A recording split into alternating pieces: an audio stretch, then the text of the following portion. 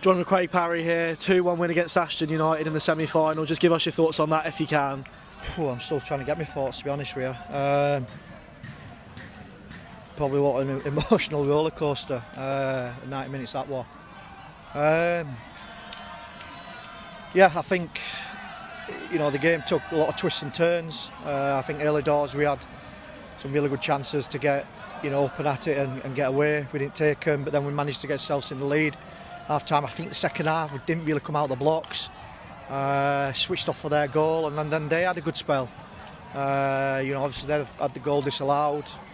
I think it was, I think rightly so. And then obviously taking it right up to the end. And then obviously to get a goal, just again completely against run of play for us, really, to get a run of play. But I think most importantly thing for me today at today's game is you look at the last 5 minutes there.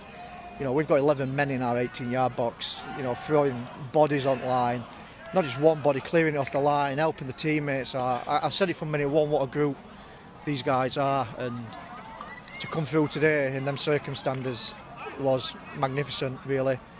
And this is a game I'll definitely cherish for a long time.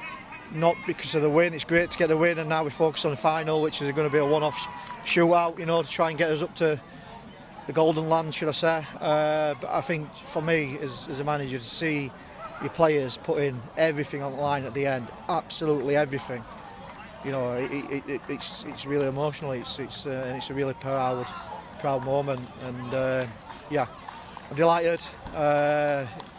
Obviously, it'll probably take a day or so to sink in, but we can't rest now. We've got to start getting ourselves together and focusing on the big game Monday. Obviously, I think no player today, to a man, they were relentless all game. But one that epitomised that for me was Rean Hutchinson, an assist in the first half, marauding down the right-hand side. And then we noticed in the last minutes of the game, still busting the gut to get us up the pitch and still create chances. Just a word on his performance. Yeah, I thought he was magnificent today. Really, really good. He's been magnificent all season. We know what he is as a right back, right wing back, and what he gives us. I think because we tried to play down this side in the first half, I think it was pretty obvious. We tried to look at strengths and weaknesses themselves, and we felt that we could get 2v1 down the right hand side, especially with Alex, bursting through and creating problems, on third man runs. So, but he's been magnificent today, and rightly so. I probably put him as our man at match. But again, not just going forward, again going back to as originally started, putting his body on the line right at the end there, taking the ball out when there's no one. He's got he's got 4 or 5 people around him, and we've got to keep the ball in the dying seconds. So, yeah, I'm sure it's a proud moment for him, and rightly so, he played very well. No, so I could see that when you were speaking about how proud you were of the team today. Obviously conceding the goal in the second half to bring it level, that sort of, like you said, it sort of brought the balance again, and it sort of maybe tipped Ashton into a bit of momentum. How proud of you with the response from your players? Yeah, I think really proud. I think key thing today for myself and the lads that support me with the management side of things, we wanted to make sure that we were calm on the side. If we're calm, it's going to be ups and downs. Everyone's emotional, everyone's nervous, of certain things. So if they see us, reacting to certain situations, then they're going to react and be nervous on the pitch. So it was vital that when they did score to not just throw subs on and make changes and change the system and to actually just let the game settle down and calm. And it's a little bit of a risk because Ashton at that point have definitely got the foothold in the game and they're the stronger side at that point. But we took the gamble just to try to see it out, and we got us just rewards with the goal from buzzer.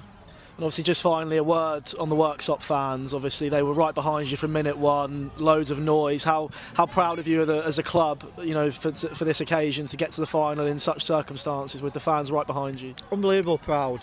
Just look at the atmosphere today. Again, it's surreal. It really is, and it's great to see everyone at Worksop really, joining forces, getting together and really coming to support the local club. And the fans all season have been magnificent. They really are. I know I probably bore people to death by saying, I manage the club as a fan.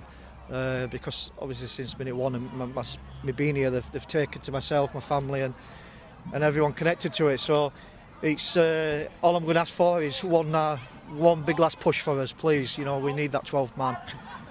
Everyone please rally round and come and give us the same support that you gave us tonight for one more last time, and they really do make a difference, and you know, let's make it a special occasion. And then finally, obviously looking ahead to the final, is it, like you said, it'll take you a day to sort of soak this in and enjoy this moment, but then is it straight back down to focusing ahead of a big game on Monday? Yeah, it's straight back down to hard work tomorrow.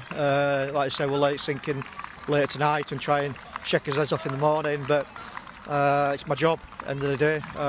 There's a big game coming up, and you know, we've got to start preparing now for the next training sessions that we'll be having, you know, down here, and making sure the lads are prepared, not just mentally but tactically and physically as well, and that they're fully prepared to give us the very best chance of succeeding on Monday.